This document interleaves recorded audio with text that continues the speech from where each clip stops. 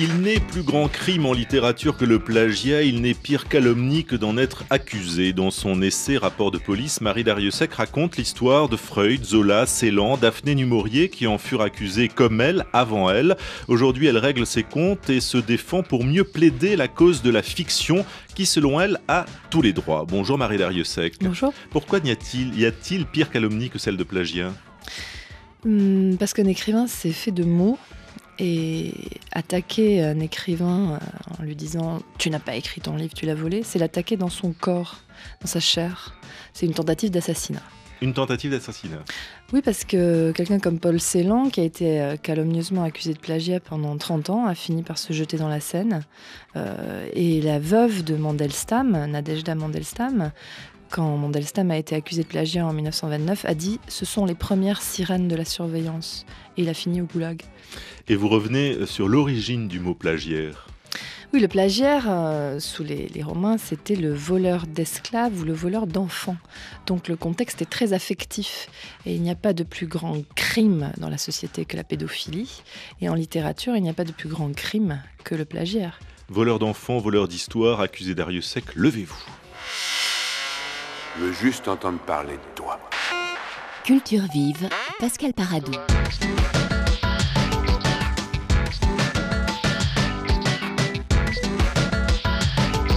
Marie Darrieussecq, pour raconter toute l'histoire et notamment pourquoi vous écrivez cet essai Rapport de police, il faut refaire un petit peu votre parcours et raconter peut-être votre éruption dans la littérature avec un premier roman qui fut très remarqué, un énorme succès, je crois, 1 million d'exemplaires vendus, c'est ça ? Dans le monde maintenant. Dans le monde, oui. Qui était Truisme, et donc on était en 1996. C'était l'histoire d'une métamorphose que vous n'avez pas vécue. C'est une bonne question. Rassurez-moi.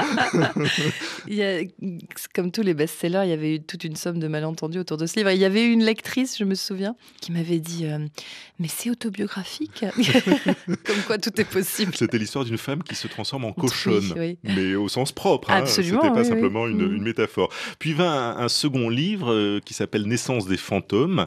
Et là, première accusation de plagiat, vous êtes accusé par Marine Ndiaye, aujourd'hui prix Goncourt 2009, de singerie. Oui, alors à l'époque, Marine Ndiaye avait un public très réduit. Et je pense qu'elle avait mal supporté que j'ai tout bêtement autant de succès alors qu'elle ramait un peu. Donc rivalité ? Il n'y a pas d'autre explication à ce que j'appelle les plagiomnies, c'est-à-dire les accusations calomnieuses de plagiat. Ça démarre avec des histoires de personnes et des malentendus. Et si vous prenez l'histoire de Paul Celan, accusé par Claire Goll, Claire Goll était la veuve d'un poète, Yvan Goll, et les deux poètes, Paul Celan et Yvan Goll, avaient avancé comme ça l'un et l'autre. Et puis Paul Celan, tout d'un coup, a eu énormément de succès en Allemagne avec son poème qui est très connu, Les Noirs de l'Aube, qui est un poème absolument magnifique. Et là, la veuve de ce poète donc, n'a absolument pas supporté et l'a harcelé pendant 20 ans. Et toutes les histoires de plagiomnie comme ça que j'étudie démarrent avec des espèces de stupidités psychologiques, des crispations. Et je tente un petit chapitre qui est une clinique de la plagiomnie. À côté de ça, le plagiat existe. Il y a aussi des cas dont je parle. Il y a des gens qui, effectivement, vont copier des paragraphes. Il y a des espèces de malfrats de la littérature. Ça existe. Mais je pense que ce qui existe bien davantage, c'est l'accusation calomnieuse. C'est-à-dire la tentative de se débarrasser de notre écrivain perçu comme concurrent sur un territoire, la littérature, où il n'y a pas beaucoup de place non plus. Ce que vous inventez, c'est le mot plagiomnie. Oui, pour ce crime-là, enfin pour cette calomnie-là, vous inventez ce mot-là. Oui, c'est un mot valise qui vient de plagiat et de calomnie. Oui, parce que ce qui m'a vraiment étonnée, c'est que quand j'ai essayé de comprendre ce qui m'arrivait, j'ai fait des recherches. J'ai commencé par un petit livre de Yves Bonnefoy qui s'appelle « Ce qui alarma Paul Celan ». C'est vraiment par Paul Celan que j'ai commencé. J'ai été absolument sidérée de voir que Paul Celan, dont on dit qu'il est le plus grand poète du XXe siècle et qui a justement cette voix absolument singulière, j'ai été sidérée de voir que lui avait dû se battre contre ça. Et je vous y invite, vous aimez un auteur, vous allez sur un moteur de recherche, vous tapez son nom suivi du mot plagiat ou plagio ou plagiarism, suivant les langues que vous parlez, vous allez le trouver sali.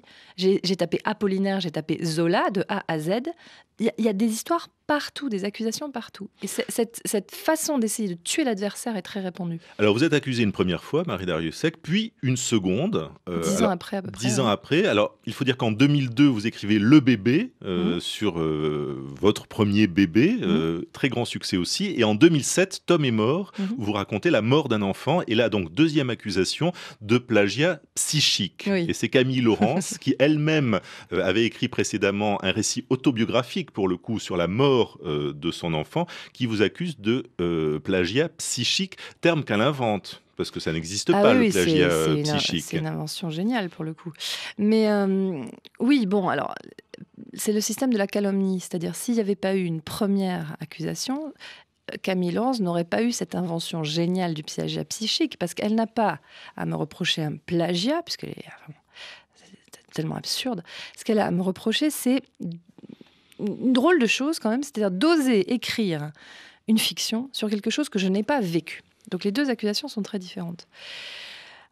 Donc ça, c'est toute la deuxième partie de mon livre, parce qu'effectivement, je me suis rendu compte que quand on cherchait aussi à refuser à un écrivain d'écrire, on pouvait l'accuser de plagiat ou bien lui dire « ce que tu te fais, c'est blasphématoire ». Et notre saint patron, à nous les blasphémateurs, c'est Salman Rushdie. Bon, alors ça, c'est le cas extrême.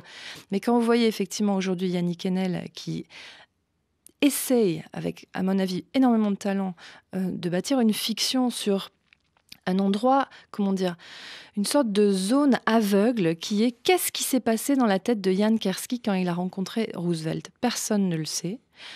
Yannick Enel propose une hypothèse et Claude Lanzmann lui dit « tu n'as pas le droit d'écrire cette hypothèse ». Alors, Yannick Enel, qui a obtenu le prix Renaudot pour un livre homonyme. Les prix, on s'en fiche. Il a juste écrit un très bon livre. Qui raconte donc comment ce grand témoin de l'Holocauste et de la Shoah va donc en effet voir le président américain.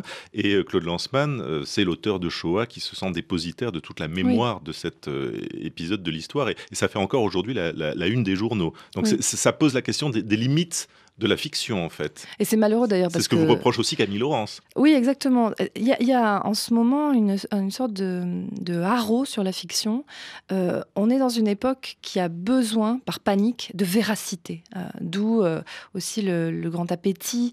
Alors ça va des émissions les plus nazes, les reality shows, jusqu'à des très bonnes autofictions où les gens racontent, ou par exemple des livres comme Emmanuel Carrère, D'autres vies que la mienne, où il raconte avec beaucoup d'acuité, de finesse, de subtilité, la véracité, si possible, de la vie des autres. Bon.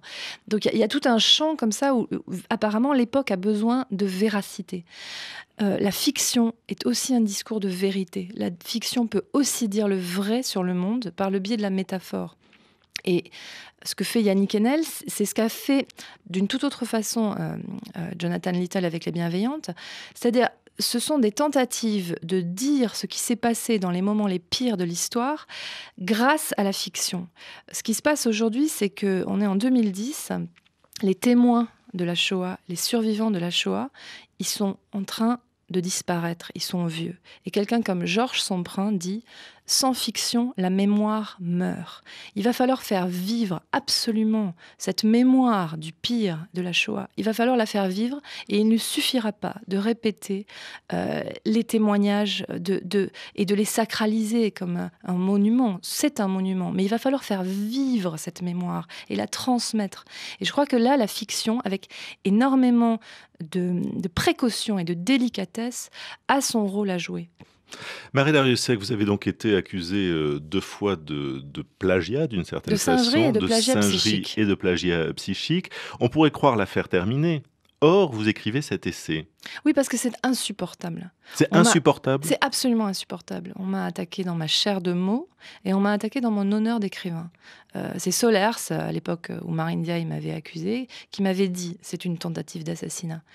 Et donc, j'avais 2 possibilités, m'enterrer sous ma couette et ne rien faire, ou bien essayer de survivre la tête haute.